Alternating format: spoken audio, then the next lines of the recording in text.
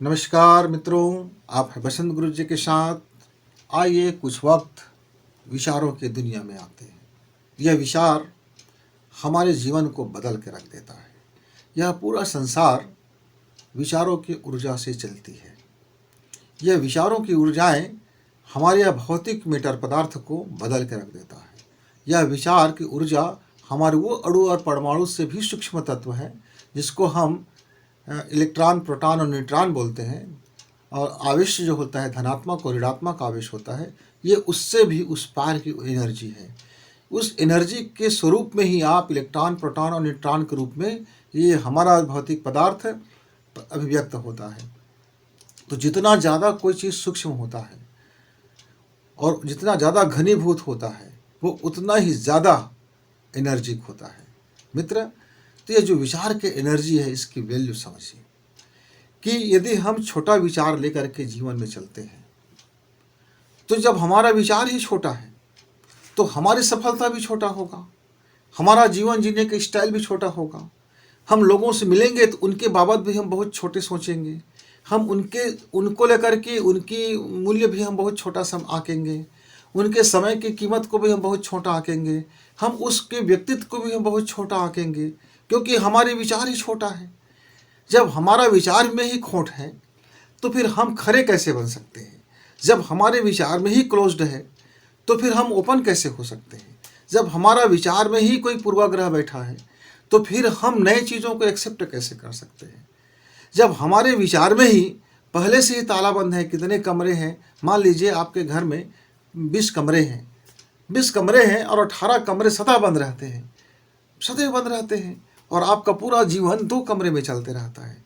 तो आपकी नज़र में किसी के और मकान देखेंगे तो कहेंगे अरे इनके भी सारे घर बंद रहते होंगे, एक कमरे में गुजर चल जाता होगा, क्योंकि आपका विचार छोटा है।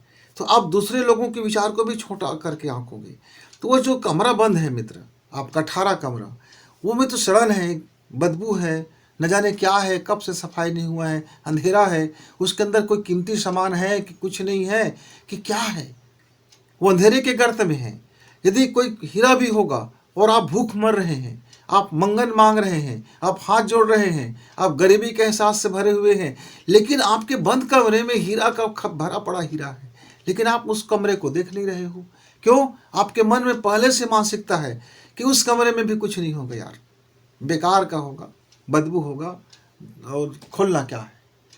पूरी दुनिया ऐसी है, पूरा दुनिया घटिया है, सब ऐसे हैं, सब ऐसे हैं। ऐसे ढेर मित्र आपको मिल जाएंगे जो हमेशा यही कहते रहते हैं पूरी दुनिया बकवास, पूरी ये लोग बकवास, ये फालतू, वो फालतू, अरे उसके तो कोई मतलब का है क्या, वो कितना घटिया आदमी है, उसकी तो ऐसी है, अरे वो आदमी बिल्कुल बेकार है, नकारा आदमी, गंदा आदमी। एक एक बंदे के पीछे उसने अपनी पहले से मनगढ़ंत कहानियां बना लिया कि आदमी गंदा, बेकार, इसका पूंजी बेकार, इसका कमाई बेकार, इसके तौर तरीके घटिया, ये आदमी के विचार घटिया। आप यदि पहले से ये टाइप करके रखे हो, पहले से चश्मा फिट करके रखे हो मित्र, तो फिर आपकी सफलता भी इस तरह का होगा।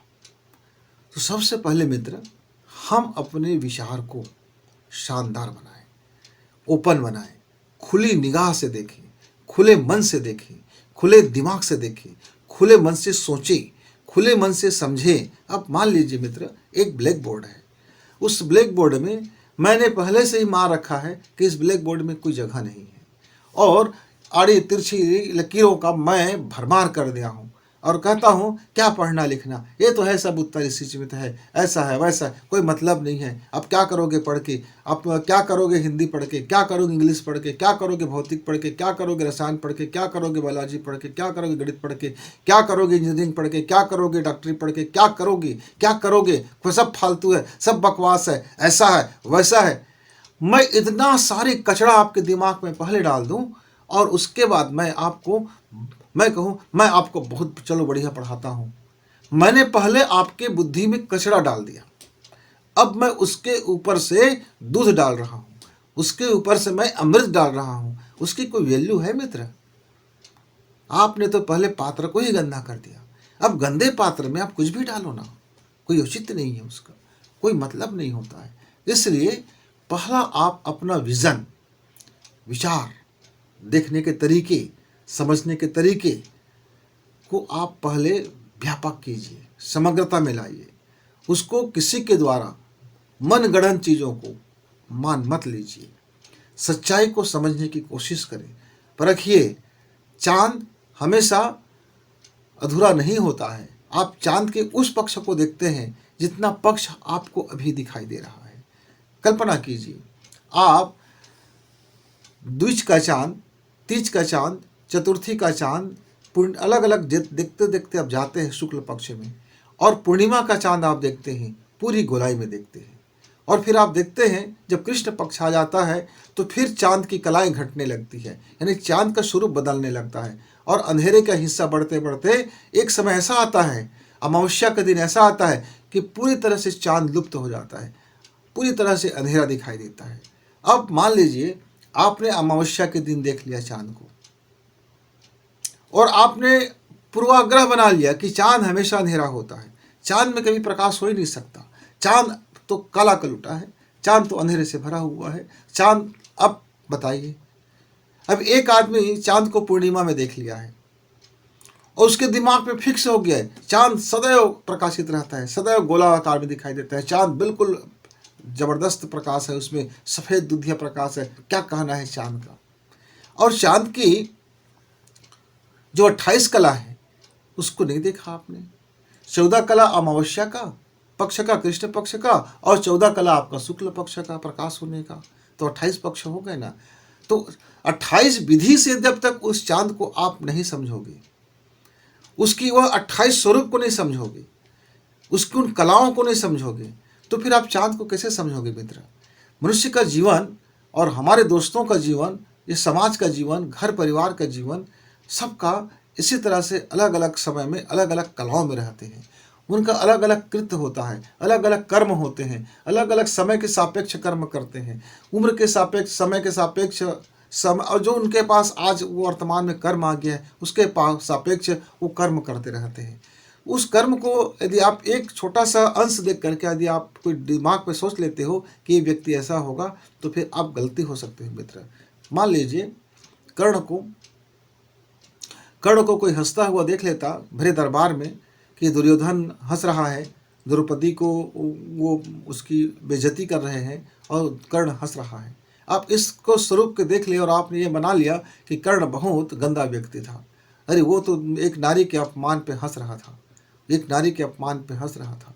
हो सकता है कि उस समय वो नारी के अपमान पे नहीं हंस रहा हो, अपने मित्र की जीत पर हंस रहा हो सकता है कि उस समय उसकी तामसी प्रवृत्ति इसलिए जग गया था क्योंकि जिसके जैसे अन्न खाए थे वैसा वैसा मन बन गया था, और वह अपने दुर्योधन मित्र के रंग में इतने रंग गए थे कि उन्हें भला बुरा का ज्ञान नहीं रह गया, सच और झूठ का ज्ञान नहीं रह गया, वो उस कला को भूल गए थे। तो वो एक क्षणिक रूप में वह उसका हो सकता है कि उसके साथ एक गलती हुआ, लेकिन पूरा लाइफ तो ऐसा नहीं था, पूरा लाइफ तो ऐसा नहीं था। तो आप किसी भी व्यक्तित्व पर, किसी भी कार्य पर, किसी भी योजना पर, किसी भी आप व्यक्ति के विषय में जब कोई अपनी मन बनाए मित्र, तो समग्रता में बनाना सीखें। तो अपने विचार को जरा खोल के रखें, अपनी मन को जरा खोल के रखें, और आँख को जरा साफ करके देखें, मन को जरा साफ करके देखें, दिमाग को जरा साफ करके देखें। तब आपको चीज़ों की भांति आपको दिखाई देगा, जो जैसा है वैसा दिखाई देगा। तो फिर आपके जीवन की सफलता और सार्थकता दोनों साथ साथ मिलेगी मित्र। आपको आनंद भी मिलेगा, धन भी मिलेगा, समृद्धि भी मिलेगा, ऐश्वर्य भी मिलेगा, और आपको खुशी भी मिलेगा, और जीवन जीने का आपको एक मायने पता चलेगा, और आपका वैल्यू भी बनेगा, और ब्रांड वैल्यू, फिर आपका जीवन पर्यंत आप जीवन जीते रहेंगे। तो मित्र, इस बात पर जरूर गौर कीजिए मेरे यंग फ्रेंड्स कि आप अपने विचार को बेटर बनाइए।